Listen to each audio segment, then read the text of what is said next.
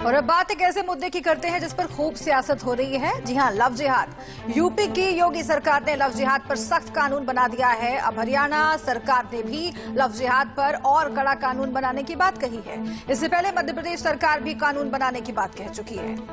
जी हां, इन तीनों राज्यों में बीजेपी की सरकार है और देश में विपक्ष इस पर सवाल उठा रहा है। बावजूद इसके बीजेपी शासित राज्य पूरी ताकत के साथ इसे लागू करने में लगे हैं।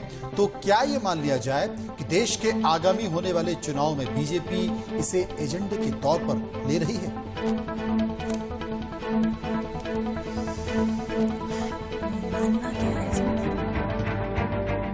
लव से बैर नहीं, जिहाद करने वालों की खैर नहीं। जबरन धर्म बदलने का खेल, यूपी में होगी 10 साल की जेल। लव में जिहाद का जहर अब और बर्दाश्त नहीं। लव जिहाद पर कानूनी प्रहार। प्यार को जिहाद के जहर से आजाद कराने के लिए योगी सरकार ने लव जिहाद पर सख्त कानून बना दिया है।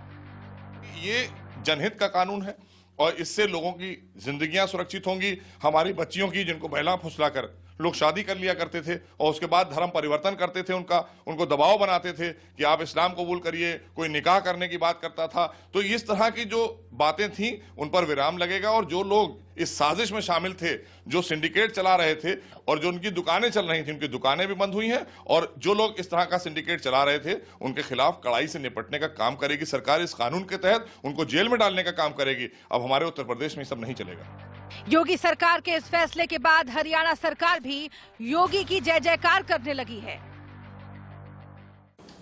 उत्तर प्रदेश की सरकार ने लव जिहाद पर रोक लगाने के लिए ऑर्डिनेंस जारी किया है। योगी आदित्यनाथ जिंदाबाद।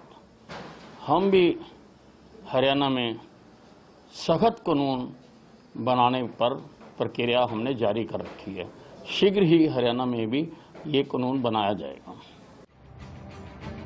लेकिन जो कानून यूपी सरकार ने बनाया है वो कितना सख्त है, जरा इसे भी समझ लीजिए। झूठ बोलकर, बलपूर्वक या धोखे से धर्म परिवर्तन अब अपराध होगा।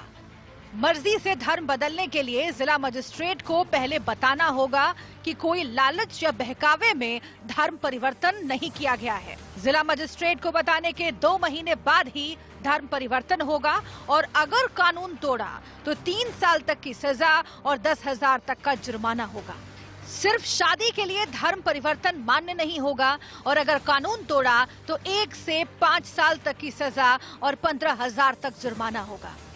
नाबालिग, दलित, आदिवासी के जबरन धर्मांतरण पर 3 से 10 साल तक की सजा और 25,000 तक जुर्माना होगा और सामूहिक धर्मांतरण करवाया गया तो 3 से 10 साल तक की सजा और 50,000 का जुर्माना देना पड़ेगा। यूपी से एमपी तक लव जिहाद पर कानून आने के बाद हरियाणा की खट्टर सरकार भी लव जिहाद पर और ज्यादा सख्त कानून बनाने की बात कह रही है। दरअसल यूपी, एमपी और हरियाणा में बीजेपी की सरकार है और इन तीनों राज्यों में बीजेपी ने लव जिहाद को बड़ा एजेंडा बना लिया है और धीरे धीरे इसे पूरे देश में फैलाने की तैयारी है। इससे बीजेपी अपने हिंदुत्व के वोट को मजबूत करेगी, बल्कि आने वाले चुनाव में लव जिहाद और भी बड़ा मुद्दा होगा। इससे बीजेपी अपने हिंदुत्व के वोट को मजबूत करेगी। आने वाले चुनावों में लव जिहाद बड़ा मुद्दा होगा, ये भी साफ दिख रहा है। लेकिन बड़ा सवाल ये है कि लव जिहाद पर कानून बनाने से वाकई क्या इस पर रोक लगेगी? कहीं लव जिहाद कानून सियासी मुद्दा तो बनकर नहीं रह जाएगा? Bureau report, India news. Love जिहाद पर कानून बनाने की बात करने में अब असम भी शामिल हो गया है। असम की सर्बानंद सोनोवाल सरकार ने भी साफ कर दिया है कि वो यूपी की तर्ज पर कड़ा कानून बनाएगी। लेकिन जिस लव जिहाद पर बीजेपी इतना कड़ा रुख अख्तियार कर रही है वो और क्यों इसे कहने वाले एक मानसिक बीमारी बताते हैं और क्या ये भारत को इस्लामी राज्य बनाने की साजिश है? एक रिपोर्ट देखिए।